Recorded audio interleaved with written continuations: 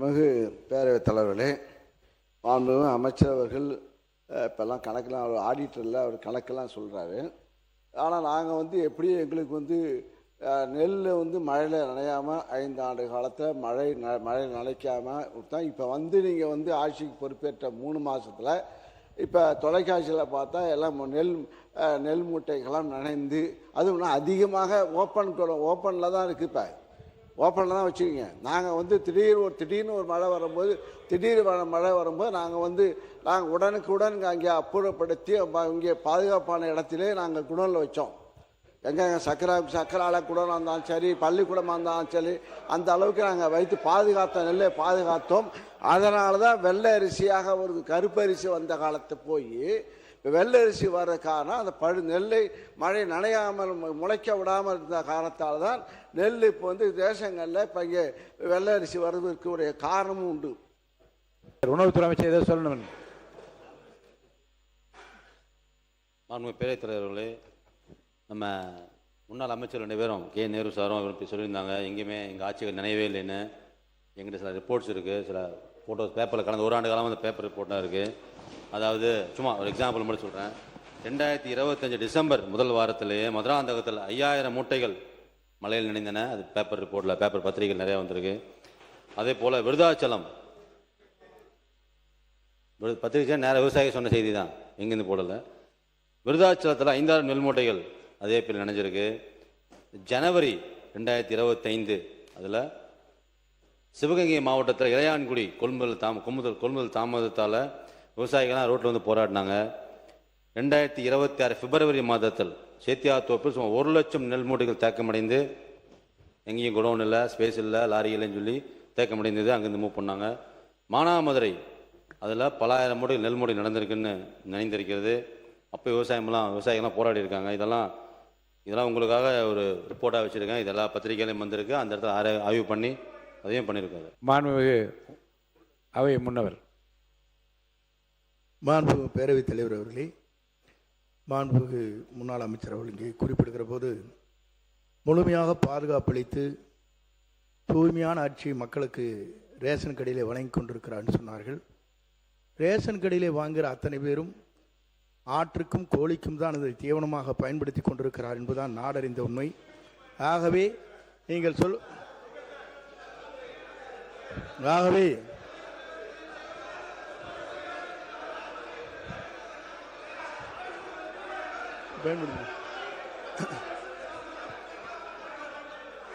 ஆகவே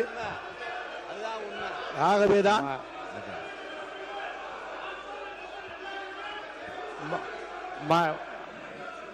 மாண்புமிகு உறுப்பினர்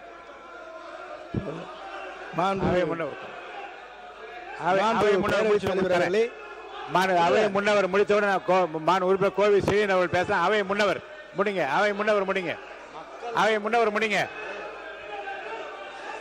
உட்காருங்க.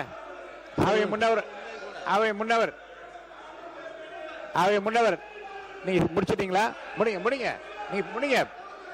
உங்களுக்கு தரேன், வாய்ப்பு தரேன். அவை முன்னவர் பேசி முடித்து உங்களுக்கு வாய்ப்பு தரேன். 2 பேருமே பேசலாம். உட்காருங்க. அவை முன்னவர் பேசி முடித்தவுடன் 2 பேர், நீங்க கோவி செடியன் நீங்களும் பேசலாம், அவரும் பேசலாம். 2 பேருக்கும் உட்காருங்க.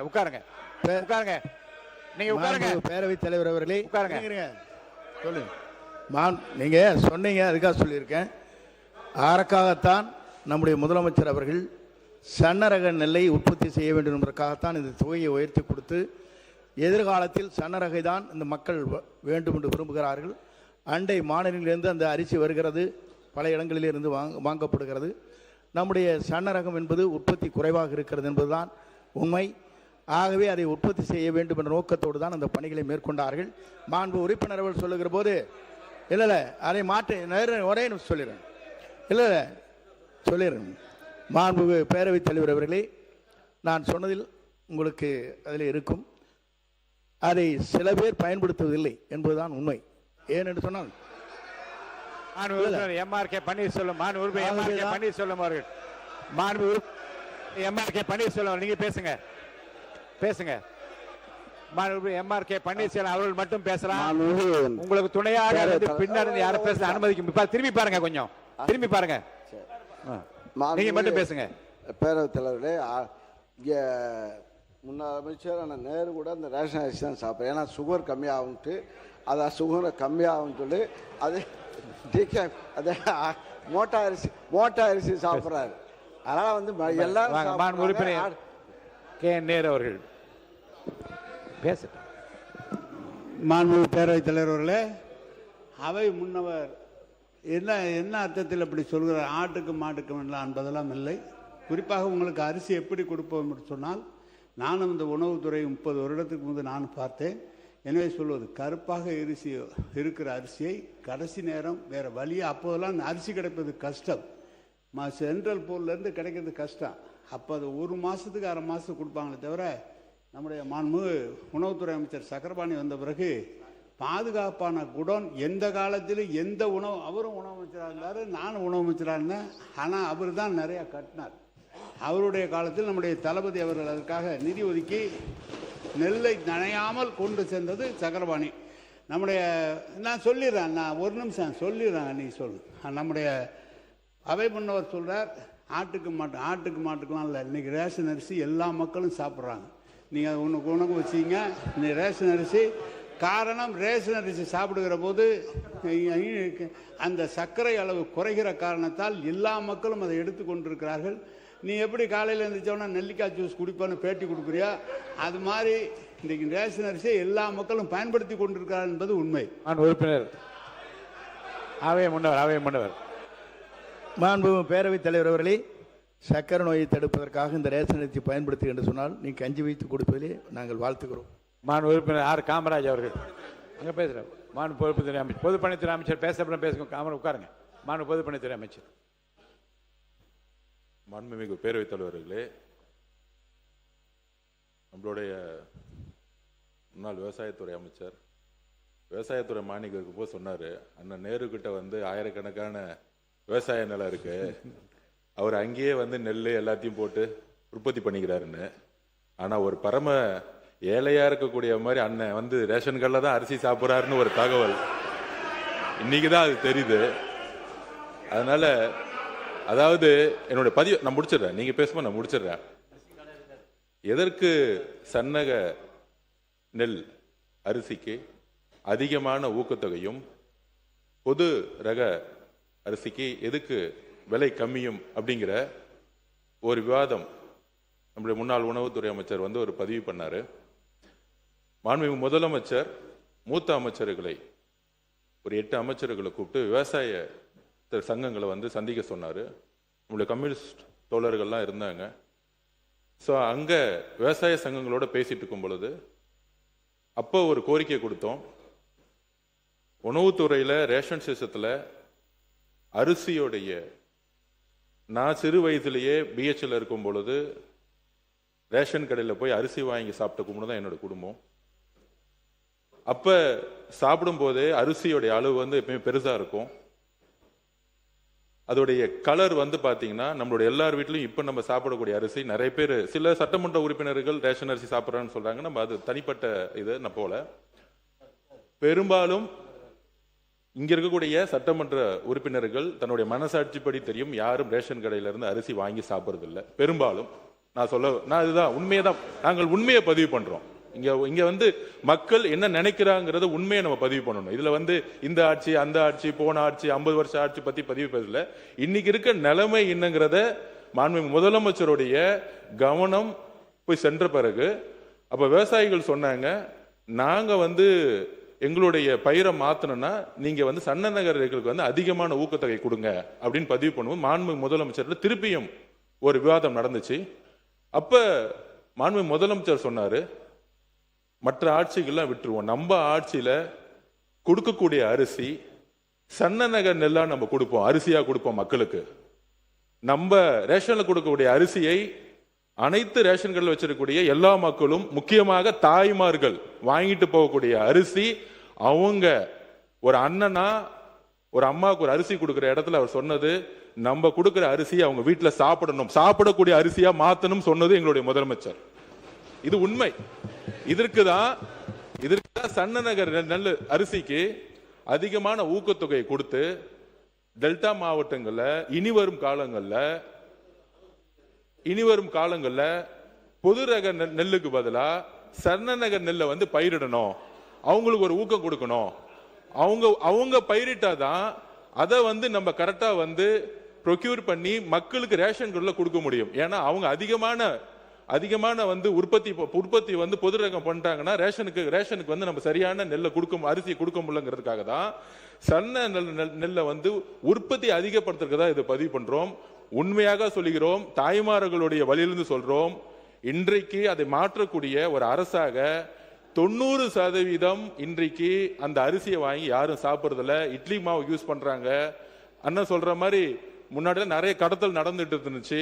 இதெல்லாம் தடுத்து ஆந்திராவுக்கு போயிட்டு இருந்துச்சு, கர்நாடகா போயிட்டு தடுத்து நிப்பாட்டி இன்னைக்கு வரக்கூடிய காலத்தில் சன்ன நகர் நெல்லை வாங்கி அதை கரெக்டா ஸ்டோரேஜ்ங்கிறது கிடையாது. இது இந்த அரசு அந்த அரசு சொல்ல வரல. அதிகமான உற்பத்தி வரும் பொழுது தார்பாயை மூடி அப்படிதான் நம்ம ஸ்டோரேஜ் பண்ணி வச்சிருக்கோம். 30-40% தார்பாயை தான் மூடி வச்சிருக்கோம். அப்ப ஸ்டோரேஜை உருவாக்கக்கூடிய இடத்துல நம்மளுடைய உணவுத்துறை அமைச்சரும் சரி, விவசாயத்துறை அமைச்சரும் சேர்ந்து வந்து தனி திட்டங்களை கொண்டு வந்துட்டு இருக்காரு. ஆனால் 70-80% இன்னைக்கு ஒவ்வொரு வீட்லையும் தாய்மார்கள் அரசு கொடுக்கக்கூடிய அரிசியை சாப்பிடுறதுங்கிறத உண்மையான சர்வே ரிப்போர்ட். இந்த உண்மையை மாத்துறதுக்காக தான் இந்த சன்ன ரக நெல்லுக்கான அதிகமான ஊக்கத்தொகையை முதலமைச்சர் அவர்கள் அனௌன்ஸ் பண்ணியிருக்காரு. உணவுத்துறை அமைச்சர் கொடுக்குறேங்க, கண்டிப்பா கொடுக்க. அவர் பேசாம கொடுக்குறேன். மான் உறுப்பினர் காமராஜ் அவர் முன்னாள் அமைச்சராக இருந்தவர். மாண்புமிகு பேரவைத் தலைவர், நானும் இந்த துறையில் 9 ஆண்டுகள் உணவுத்துறை அமைச்சராக நான் புரட்சி அம்மா காலத்தில், எடப்பாடி காலத்தில் பணியாற்றி அந்த வாய்ப்பை பெற்றிருக்கிறேன். அந்த அடிப்படையில் அமைச்சர்கள், மூத்த அமைச்சர் செங்கோட்டையன் அவர்கள், அதே போல் பொதுப்பணித்துறை அமைச்சர்கள் எல்லாம் இதை பெரும்பாலும் இந்த ரேஷன் அரிசியை சாப்பிடுவதில்லை, வாங்குவதில்லை என்று சொன்னார்கள். அனைவருக்குமான பொது விநியோக திட்டம் என்பது இந்தியாவிலே தமிழ்நாட்டில் மட்டும்தான். பாக்கி எல்லாருக்கும் டார்கெட்டட் தான். அதாவது ஒரு பகுதியினருக்கு தான் கொடுக்கிறார்கள். அனைவருக்குமான பொது விநியோக திட்டத்தை வழங்குவது நம்ம தமிழ்நாடு மட்டும்தான். அது மிகப்பெரிய திட்டம், இந்த அரிசி வழங்குகிற திட்டம். அதை வந்து நம்ம மூத்தவர்கள் கொச்சைப்படுத்தக்கூடாது. இதில் நான் சொல்லிடுறேங்க. மாண்புமிகு பேரவைத் தலைவர்களே, நாங்கள் கொச்சைப்படுத்தவில்லை. இந்த அனைத்து திட்டங்களும் எந்த ஆட்சியில் கொண்டு வந்தாலும் அதுல நல்லது இருக்கு, அதை நாங்கள் யாரும் கொச்சைப்படுத்தவில்லை. ஆனால் இன்னைக்கு இருக்கக்கூடிய உண்மையான பிரச்சனைகளை இந்த சபையின் முன்பு பொதுமக்கள், முக்கியமாக தாய்மார்கள் பக்கத்தில் இருக்கக்கூடிய வழிகளை நாங்கள் அதை எக்ஸ்பிளைன் பண்ணிட்டு இருக்கோம். முக்கியமா அதாவது நான் ஒண்ணு பதிவு பண்ணிடுறேன். அதாவது இலவச மருத்துவமனை இருக்கு, இலவச கல்விகள் இருக்கு, இலவச அரிசி இருக்கு. ஆனால் இங்க இருக்கக்கூடிய மந்திரிகளோ, இங்க இருக்கக்கூடிய சட்டமன்ற உறுப்பினர்களோ இலவச மருத்துவமனைக்கு போனது கிடையாது, இலவச கல்வி நிலையங்களுக்கு போனது கிடையாது, இலவச அரிசியை நம்ம சாப்பிட்டது கிடையாது. இலவசம் என்பது நம்ம பயன்படுத்துகிற மாதிரி இருக்கணும். எல்லோரும் சமம் நினைக்கக்கூடிய ஒரு அரசா இருக்கு. இது வரைக்கும் எந்த அமைச்சர் போய் ஒரு ஃப்ரீயா இருக்கக்கூடிய ஹாஸ்பிட்டல் போய் படுத்திருக்கிறாரு? உடம்பு சொல்லனா சிங்கப்பூர் போறாங்க, உடம்பு சொல்லனா பிரைவேட் ஹாஸ்பிட்டல் போறாங்க. அப்ப இங்க இலவசம்ங்கிறது கருணை அடிப்படையில் இருக்கு. இலவசங்கிறது தகுதி அடிப்படையில் இருக்கணும். அதாவது மக்களுடைய உரிமை. அது நம்ம கருணை அடிப்படையில் கொடுக்கக்கூடிய அரசு எங்களது கிடையாது. இதெல்லாம் இலவசம்ங்கிறது வார்த்தையே தவறு. இதை உரிமை, மக்களுடைய உரிமையை எந்த ஊழலும் இல்லாமல் நேர்மையான முறையில் எங்களுக்கு உடம்பு சொல்லனா நாங்க ராஜீவ்காந்தி ஹாஸ்பிட்டல் போனோம். அப்படி ஒரு மருத்துவமனையை உருவாக்கணும். ஒரு எம்எல்ஏ ரேஷன் அரிசி போய் எடுத்து சாப்பிடக்கூடிய குவாலிட்டி கொடுக்கணும். அந்த குவாலிட்டியான ஒரு தரத்தை உருவாக்கணுங்கிறதா நாங்க பதிவு எடுத்தவர யாரையும் கொச்சைப்படுத்துவது நோக்கம் இல்ல. அனைத்து தலைவர்களும் திட்டங்களை கொண்டு வந்திருக்காங்க. ஆனால் திட்டங்கள் சரியான முறையில் ஒரு நம்மெல்லாம் சாப்பிடக்கூடிய அரிசியோ, நம்மெல்லாம் போகக்கூடிய மருத்துவமனையோ, நம்ம குழந்தைகள் படிக்கக்கூடிய ஒரு கல்வி நிலையங்களோ இன்னைக்கு இல்லை. இதை மாற்றக்கூடிய இடத்துல நாங்கள் இருக்கிறோம். அதை மாற்றுவோங்கிறத நாங்க பதிவு பண்றோம். உறுப்பினர் கே நேரு அவர்கள் பேரவைத் தலைவர் அவர்களே, பொதுப்பணித்துறை அமைச்சர் அவர்கள்,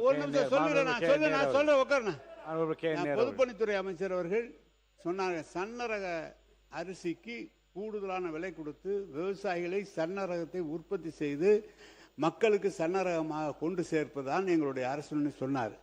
நாம் செய்ய முடியாது. சன்ன ரகம்லாம் குறுவை, தாளடி, நவரைப்பட்டம் என்று 3 பட்டங்கள் விளைகிறது. 3 பட்டங்களில் குறுவையில் விளைகிறது மொத்தமான அரிசி தான் விளையுது. அதாவது 7 8 31 46 AST 16. ஆந்திரா பொன்னி போன்ற ரகங்கள், ஏஎஸ்சி 16 போன்ற ரகங்கள் இது புதிதாக கண்டுபிடிக்கிற தமிழ்நாடு அரசு, அதுபோல் சன்ன ரகம், அந்த தமிழ்நாடு அரசின் சார்பாக அறிவிக்கப்பட்ட அரிசி அளவு அதிகமாக கிடைப்பதில்லை. ஆந்திரா பொன்னி மட்டும்தான் அதிகமாக கிடைக்கும். எனவே சன்ன ரகம் தாளடி பட்டத்தில் மட்டும்தான் உருவாகும். நவரை பட்டத்தில் தாளடி சன்ன ரகம் போட்டால் விளைச்சல் அதிகமாக வராது, விவசாயிக்கு லாபம் வராது. எனவே சன்ன ரகம் என்பது ஒரு பட்டத்தில் தான் வர முடியும். நீங்கள் நினைப்பதை போல வெளியிலேருந்து வேணால் வாங்கலாம், நீங்கள் சன்ன ரகத்தை வாங்கி வேணால் கொடுக்கலாமே தவிர விளைவிக்க முடியாது. இதுதான் அரசியலில் நம்முடைய பொதுப்பணித்துறை அமைச்சர் சொன்னார். ஆயிரக்கணக்கான ஏக்கர் நிலம் வச்சுருக்காங்க. எவ்வளோ நிலம் இருந்தாலும் சாப்பிட்றது தான் சாப்பிட முடியும். சர்க்கரை நோய் வந்தவங்க அந்த ரேஷன் அரிசி சாப்பிட்டா தான் அது குறையுங்கிற டாக்டருடைய அட்வைஸில் தான் அந்த அரிசி சாப்பிட்டுட்டு இருக்கிறோமே தவிர இதுதான் உண்மை. இதை உங்களுக்கு விளக்கமாக சொல்கிறேன். ஏதோ நாங்கள் உற்பத்தி பண்ணி உங்களை மாதிரி இருக்கிறவர்களுக்கு அதை நான் கொடுப்பதற்காக தான் அது உற்பத்தி செய்து கொண்டு இருக்கிறோம். ஆனால் நீங்கள் போய் ஒரு சீனியர் சட்டமன்ற உறுப்பினர் அவை முன்னவர் கொச்சைப்படுத்தலாமா? ஏழைகள் வாங்கி சாப்பிடுகிற அரிசியை அது ஆடு மாடு தான் தின்றாங்கன்னு சொன்னீங்கன்னா அதுக்கு என்ன பேர்?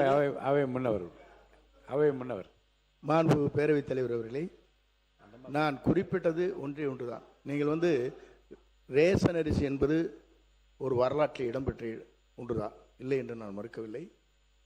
ஆனால் ரேஷன் அரிசி எல்லோரும் பெற வேண்டும் என்பதுதான் அரசுடைய நோக்கம்.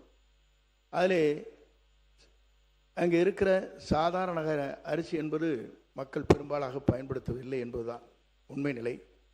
எல்லோரும் நீங்களே வேண்டுமானாலும் அப்படிப்பட்ட நிலை தான் இருக்கிறது. அண்ணன் மட்டுமன்றம் சொன்னீர்கள், சர்க்கரை நோய் இருக்கிறது, மருத்துவர் சொன்னார், ஆகவே ரேஷன் அரிசியை நான் சாப்பிட்டு கொண்டிருந்தேன் சொன்னார்கள். அப்படி இருக்கலாம், இல்லை என்று நான் சொல்லவில்லை.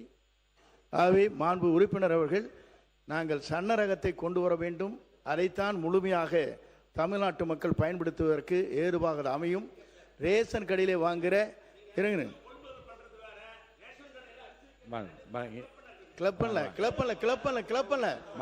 இல்ல பெரும்பாலான மக்கள் அந்த குறைகளை விடலாங்க. இல்ல இல்ல ஆடு இல்ல இல்ல இல்ல நான் சொல்லிடுறேன், சொல்லி முடித்த இருங்க. நான் ஒன்னு சொல்லிடுறேங்க, நான் ஒன்னு சொல்லிடுறேன். இல்ல ஆடு மாடுகள் என்று உட்காருங்க, நீங்க உட்காருங்க. இல்லை ஆடு இருங்க, இருங்க. சில பேர் தரமில்லாத அரிசி வருகிற போது சில பேர் அதை பயன்படுத்தலாம் என்று எங்களுடைய எல்லாம் தகவல் வந்திருக்கிறது. ஆகவே சில பேர் அதை அப்படிப்பட்ட நிலை இருக்கிறது என்பதை எல்லாம் சுட்டி காட்டியிருக்காங்க கிராமத்திலே. அது போன்ற நிலையில் இருக்கக்கூடாது என்ற நோக்கத்தோடு தான் நாங்கள் சன்னரக அரிசி வழங்க வேண்டும் என்பதுதான் எங்களுடைய நோக்கமாக இருந்து, அதற்காகத்தான் தொகையை இன்றைக்கு உயர்த்தி கொடுத்து மக்களிடத்தை அதை ஊக்கப்படுத்த வேண்டும் நோக்கத்தோடு தான் அந்த பணிகளை நாங்கள் மேற்கொண்டு வருகிறோம். அதைத்தான் நான் சொன்னேனே தவிர அதில் நீங்கள் அதை நான் கொச்சைப்படுத்தியாக தயவு கூர்ந்து நீங்கள் சொல்லிவிடாதீர்கள். ஏனென்று சொன்னால் இது பேரறிஞர் அண்ணா காலத்திலே ஆரம்பித்து ஒருபடி திட்டம் என்ற ஒருபடி அரிசி என்ற முதலே ஒரு ரூபாய்க்கு ஒருபடி அரிசி என்ற நிலையை முதலில் அறிவித்தார். 10 கிலோ வழங்கலாம், 10 படி அரிசி என்று அன்னைக்கு சொன்னார். கிலோ இல்லை அப்பங்க.